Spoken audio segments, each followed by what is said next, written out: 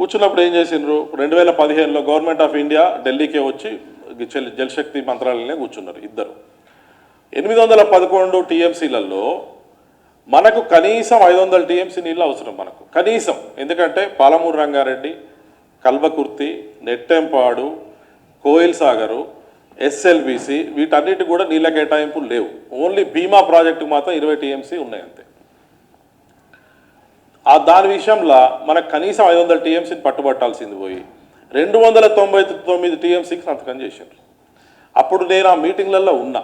కాకపోతే నేను advisor government of India కాబట్టి నేను ఒక పర్టికులర్ రాష్ట్రానికి స్టాండ్ తీసుకునేది లేదు. కాకపోతే నాకు జరిగినవన్నీ తెలుసు. ఆ రోజు మనం తెలంగాణ రాష్ట్రం కనుక ఖచ్చితంగా పట్టుబట్టి ఉండుంటే 500 కాకపోయినా 400, 450 వరకు వచ్చే అవకాశం ఉంటుండే.